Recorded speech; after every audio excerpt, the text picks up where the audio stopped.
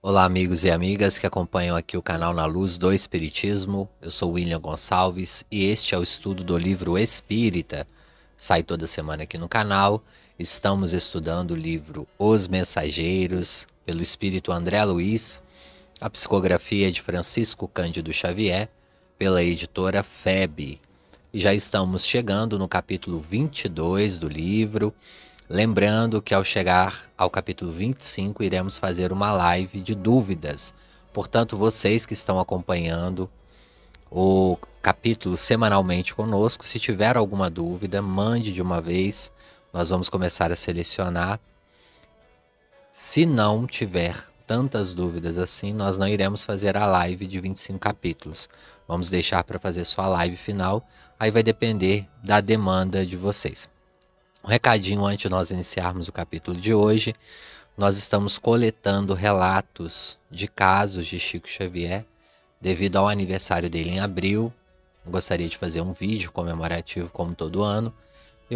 Nesse ano eu queria coletar mais relatos de encontros com o Chico depois da sua partida para o plano espiritual. Então, se você teve sonhos significativos ou se você sentiu o Chico por perto, numa reunião mediúnica, no Evangelho no Lar, um pedido que você fez e foi atendido, que você possa relatar, é importante mandar por e-mail e colocar que você autoriza que o relato saia aqui no canal e também se você autoriza que eu fale o seu nome, a sua cidade, o local, né, de onde aconteceu.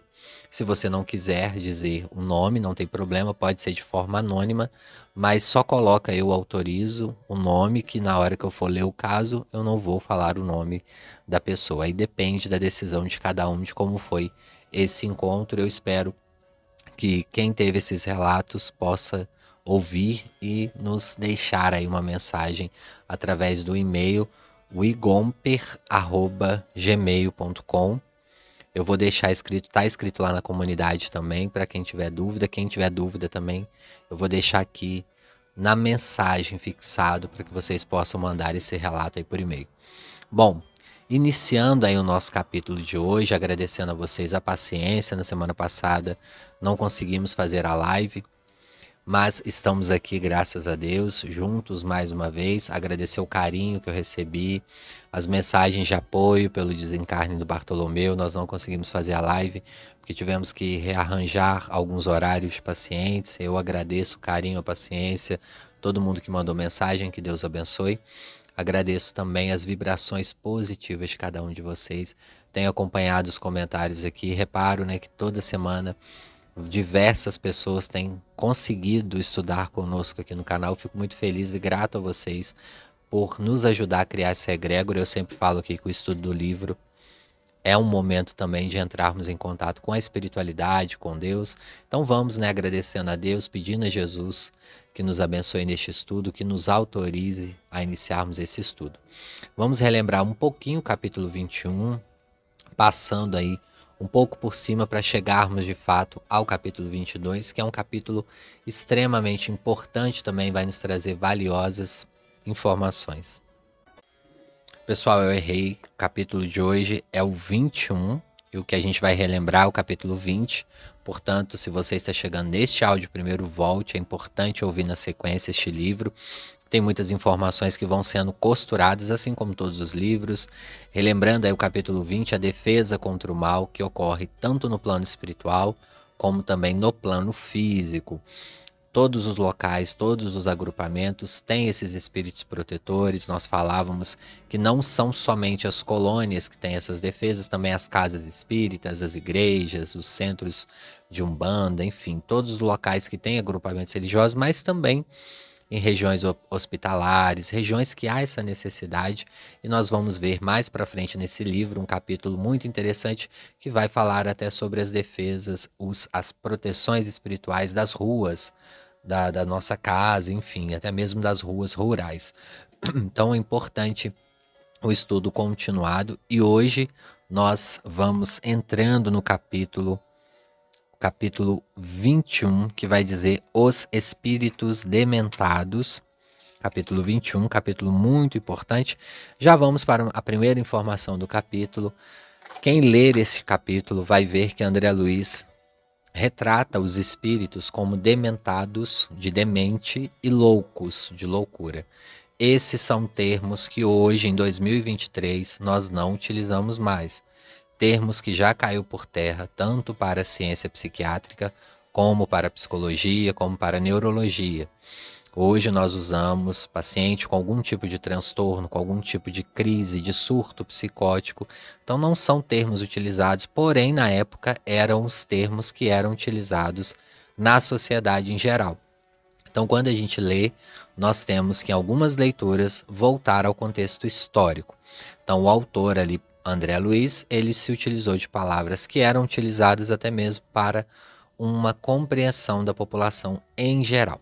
Lembra que no capítulo antes do Defesa contra o Mal, eu expliquei para vocês os espíritos que chegavam até essa colônia, que eram espíritos que estavam até em surtos. Nós até demos o exemplo de pessoas em situação de rua. Alguém de vocês já pode ter visto, tanto na família de vocês ou em rua, pessoas em surto. A pessoa perde o senso da realidade, vai para o mundo da fantasia, começa a falar coisas com coisas.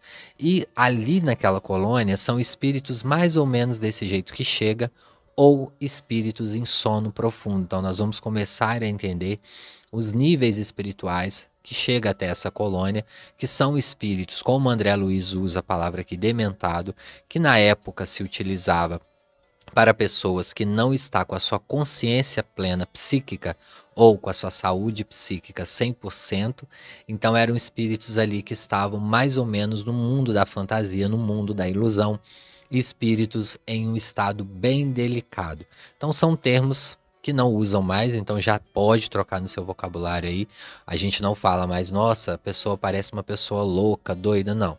A pessoa tem algum transtorno psiquiátrico, algum tipo de dificuldade psicológica. São termos que a ciência vai trocando, vai adequando para que melhore de uma forma em geral a nossa compreensão. Bom, e ali, após o André Luiz chegar e ver aquelas defesas que tinham ali na colônia, aqueles muros altos, aquelas armas, aquelas questões que nós falamos no último capítulo, agora vai ser o primeiro momento que ele entra em contato com os espíritos que estão internados ali. Então, nesse primeiro momento, ele chega num local aonde os espíritos estão andando, estão se aglomerando. E André Luiz vai falar que parece que ele está numa clínica psiquiátrica. Imagine, pessoal, hoje é muito até difícil achar essas clínicas psiquiátricas, mas quem viveu aí na década de 80, 90 e visualizou essas clínicas, eu tive a oportunidade de entrar em algumas, a situação muito triste, muito pesada. Eu lembro de cenas assim chocantes que eu presenciei ali pela década de 90, década também dos anos 2000, e depois essas clínicas não existem mais, né? Hoje são desativadas, existe algumas de modo privado, mas é bem menos do que antes. Hoje o paciente, os médicos psiquiátricos tentam de todas as formas tratar o paciente em casa, com a medicação, com a terapia, enfim. Mas nessas épocas não existiam, ainda não tinha essa compreensão. E ali André Luiz relata um quadro muito parecido de uma clínica psiquiátrica, que tinha ali pessoas realmente vagando, falando sozinhas, angustiadas. E quando o Alfredo entra em cena, ele é meio que como se fosse uma celebridade ali. As pessoas começam a chegar em volta dele e começam a questionar, porque eles sabiam que o Alfredo ali era a figura de autoridade. Eles achavam que ele era ali o médico, a pessoa responsável. E nós vamos entendendo nesse capítulo que eles acham que eles estão internados e que eles estão ainda encarnados. E nós vamos entender por esse capítulo que os espíritos estão ali já há muitas décadas e ainda acham que estão encarnados. Olha que curioso, né, pessoal? Muitas pessoas não entendem por que um espírito passa décadas no plano espiritual e às vezes não tem a notícia da sua desencarnação.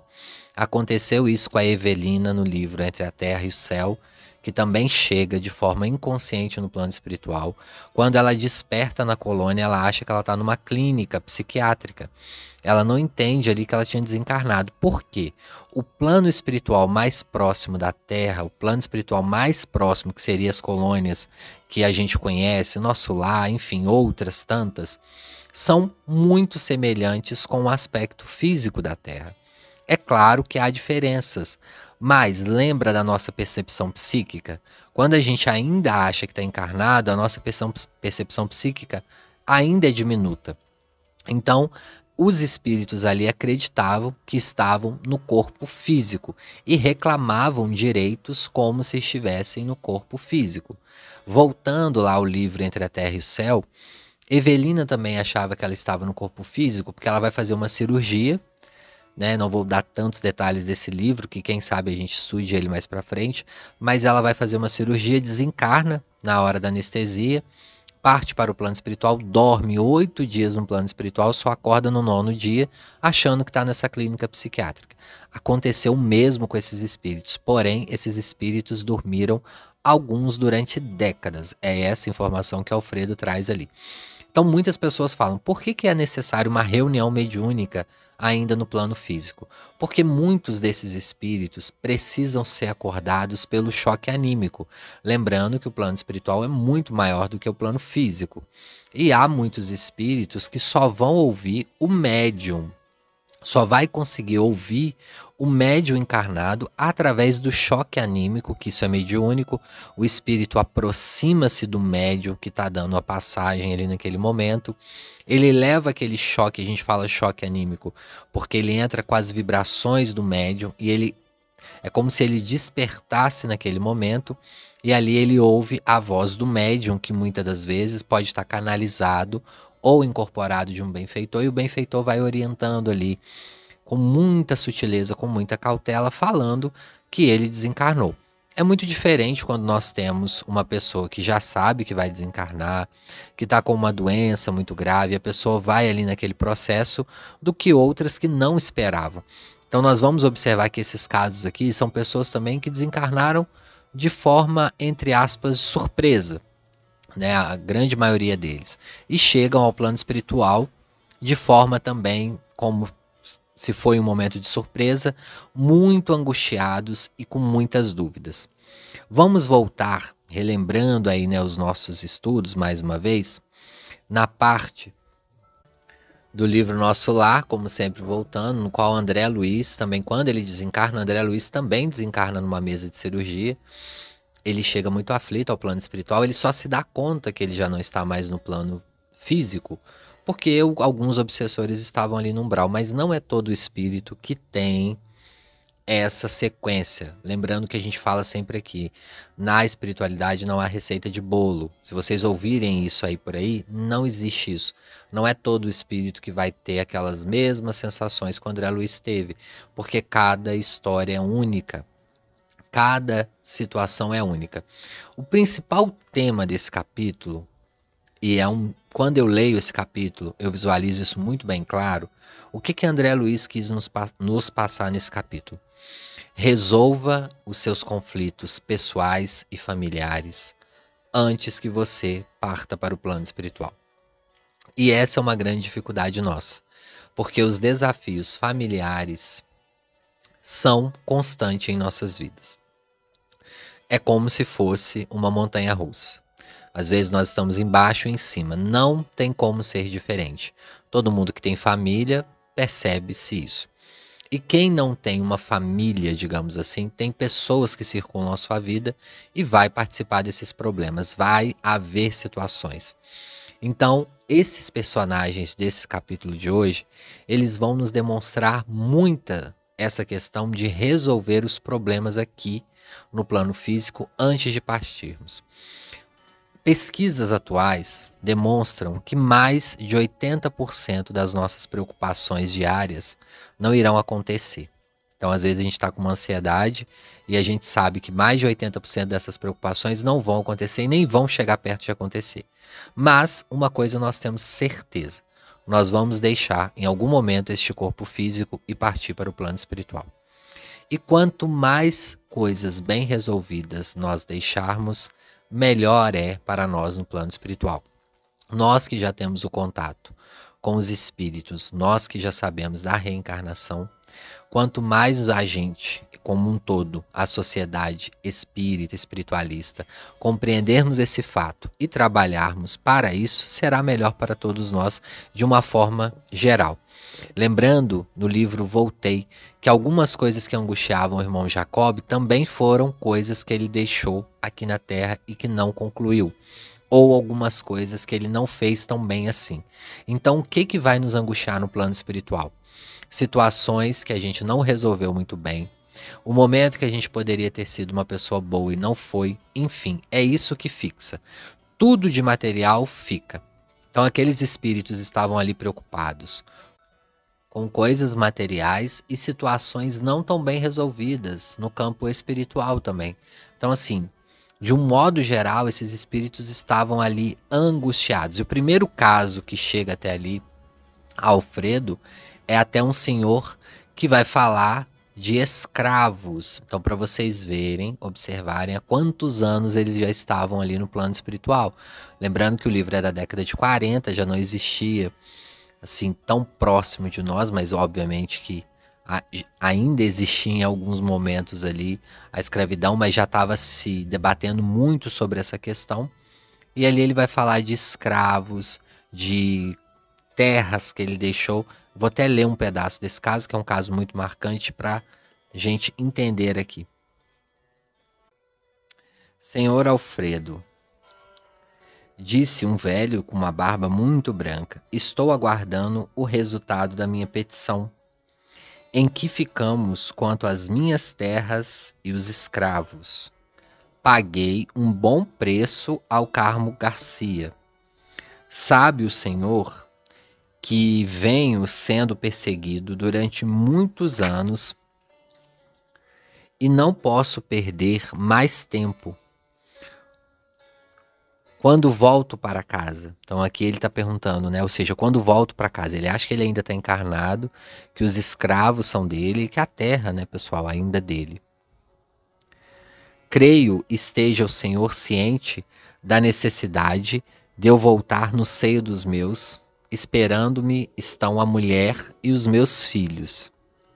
Então aqui ele está reclamando o direito de voltar para casa, de assumir novamente a posse ali de todas as pessoas e situações mal resolvidas. E mais para baixo, eu não vou ler todo, ele vai dizer assim: eu fico muito preocupado com os meus filhos, porque eles são muito ociosos e preguiçosos.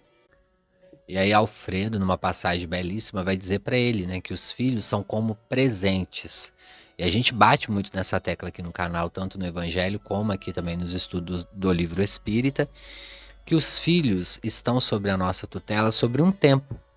E nós temos que aproveitar, porque depois que passa disso, eles vão seguir os seus próprios caminhos. Mas aí fica uma reflexão ainda mais profunda, a de ensinar os nossos filhos a bater asas, a conseguir as suas próprias coisas, a tomar as suas próprias decisões. Chega um momento em que os nossos filhos precisam aprender a ser independentes. E às vezes achamos que estamos fazendo o bem mantendo-os debaixo das nossas próprias asas. E não é isso ensinar o bom caminho. Tem um certo período de tempo que é necessário que os filhos fiquem com os pais, até mesmo legalmente. E eu não estou nem falando aqui que quando passa dos 18, dos 20 anos, nós precisamos expulsar esses filhos de casa. Não, até mesmo porque hoje em dia, às vezes os filhos estão na faculdade, precisam ficar mais tempo na casa dos pais. Não é isso.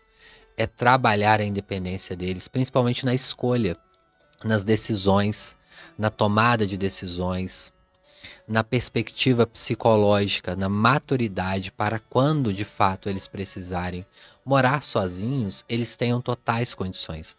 E o que acontece? Às vezes os pais partem para o plano espiritual porque nós não sabemos o momento, a hora certa que nós vamos, e chega no plano espiritual angustiado. E agora? O que será da minha filha?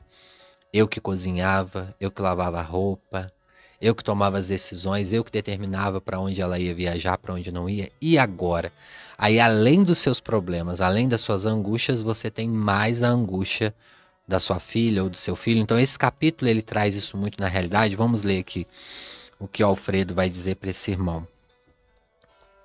Pois é, Malaquia, chegam instantes na vida em que precisamos devolver a Deus o que a ele pertence. Além do mais, seus filhos são também responsáveis, e se forem ociosos, responderão pelos males que criaram em torno de si mesmos.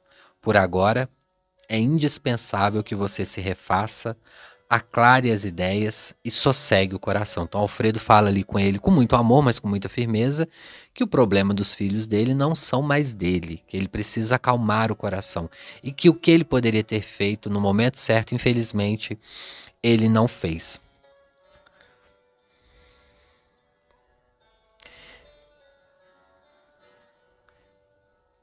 Meus filhos não se movem sem mim, são preguiçosos e necessitam da minha presença. Determinando aqui, ou mostrando que ele foi um pai, infelizmente, que deu muito, mas que foi negligente na arte de ensinar os filhos a abaterem as suas próprias asas. O que acontece muito hoje em dia, tá, pessoal? Infelizmente, no meu contato clínico com alguns pacientes, a gente observa uma reclamação muito grande. Nós podemos deixar os filhos debaixo das asas, mas precisamos ensinar a eles a voar. E quantas pessoas chegam na vida adulta que às vezes também precisam encarar morar sozinhos, por exemplo, porque passa numa faculdade distante dos pais ou passa transferido de emprego e vem aquele medo, vem até às vezes uma crise de pânico, né? Uma crise de ansiedade fortíssima, com medo de não saber enfrentar a própria vida, que é uma palavra que nós usamos muito hoje na psicologia e na psiquiatria, que é o funcionamento de vida. As pessoas têm que aprender o funcionamento de vida, como pagar as contas, como administrar o dinheiro, o que fazer para obter uma alimentação, enfim. São questões básicas, mas que pode perturbar um espírito de um pai e de uma mãe no plano espiritual. E aí vem o segundo caso, que é um caso também que atormenta muitos espíritos no plano espiritual. Quem participa de reunião mediúnica aí já deve ter ouvido esses casos, que é o caso de herança. O primeiro caso também fala um pouco disso, que ele reclamava ali dos escravos, das terras, mas esse caso ainda mais. O segundo caso vai ser, ele chega para Alfredo e pergunta: Alfredo, e a solução do meu processo? Sinto-me prejudicado pelos parentes de má fé. Minha parte na herança dos meus avós é cobiçada pelos meus primos. Segundo eu já lhe fiz ver, o meu quinhão é superior aos demais. Soube, todavia, que o Visconde de Cairu interpôs toda a sua influência contra mim. Olha só, ele falando de Visconde, né, pessoal? Imagina quanto tempo também que ele não está ali no plano espiritual. Ninguém ignora tratar-se de um grande velhaco, que não poderá ele fazer com as artimanhas políticas. Está mal informado a meu respeito. O senhor enviou meu pedido ao imperador, falando aí também de imperador. E aí Alfredo, com toda a calma, mais firme, falou: já expedi a mensagem. Com carinho, ele vai dizer, né, mas o imperador certamente levará algum tempo para enviar a solicitação. E aí ele vai dizer: mas a demora está grande, falou o cavalheiro impaciente, como se estivesse na frente de um subordinado. Então nem ali no plano espiritual ele abaixa a guarda. Muito provavelmente, né, era de uma classe social alta. E ali ele vai dizer: mas meu caro Aristarco, respondeu o administrador muito calmo, acredito que você está sendo experimentado para conhecer a grandeza da herança divina. De que valem os patrimônios terrestres ante os patrimônios imperecíveis? Não pense no que tem perdido, medite nos bens sublimes que poderá alcançar diante da vida eterna. Esqueça os primos ambiciosos e o visconde que não compreende. Olha só, né, pessoal?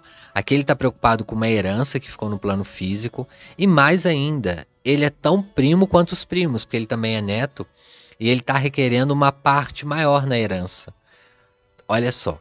Então, assim, além dele estar preocupado com os primos pegarem a herança dele, é uma situação também que ele pode ter ficado ali no plano físico esperando e cobiçando a herança dos avós. O que acontece muito também com muitos filhos, muitos netos, que vão receber grande quantia de dinheiro ou casas, enfim, apartamentos, essas coisas materiais, e a pessoa fica ali: eu não vou estudar, eu não vou correr atrás de conquistar as minhas próprias coisas, porque eu vou receber mesmo, né, uma casa, uma empresa, enfim.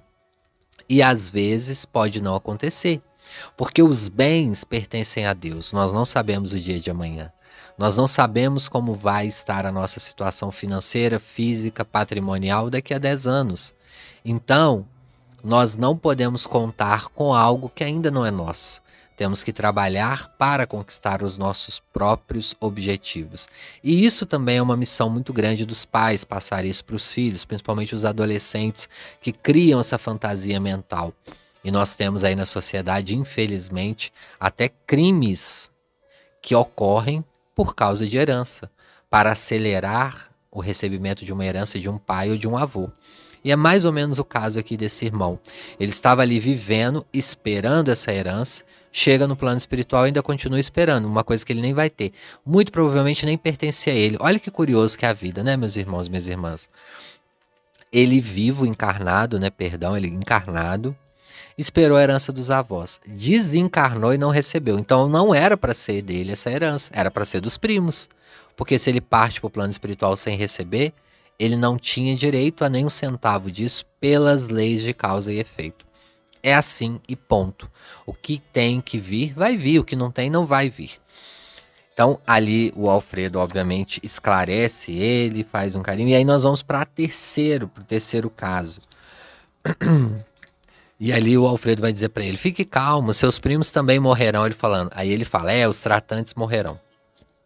O terceiro e último caso deste capítulo é de uma senhora, e ela vai falar, Senhor Alfredo, eu peço-lhe, não me prenda aqui muito tempo. Meu marido é o nosso próprio adversário. Prometeu perseguir as minhas filhas tão logo eu me ausentasse de casa. Aqui permanecendo, estou certa de que ele não nos dissipará os bens. Ele vai desmoralizar-nos o nome. Por favor, autorize o meu regresso. O coração me diz que as filhinhas estão desesperadas. Quem lê esse capítulo aqui acha até que ela está com a razão, né? O marido dela poderia ser um carrasco e ela se ausentando da casa, muito provavelmente ele poderia ali abusar da autoridade, enfim, do que ele poderia fazer ali com as filhas. A gente ficaria aqui até comovido se fosse numa reunião mediúnica. Só que lembrando que os espíritos nos ensinam a olhar um pouquinho além das aparências, né?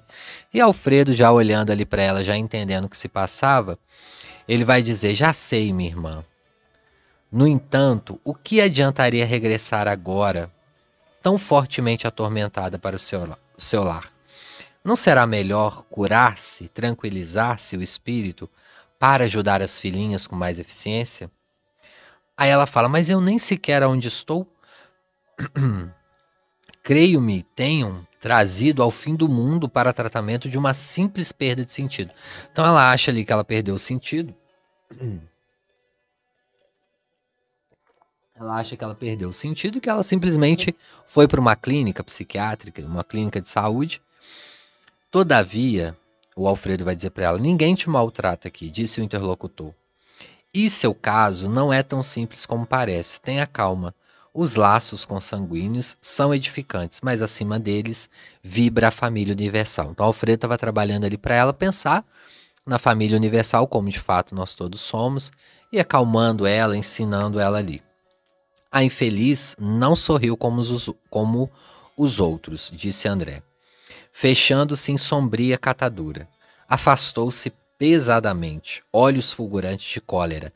Ali, imediatamente, ela se transformou e ficou em cólera. Não gostou do que Alfredo falou e seguiu.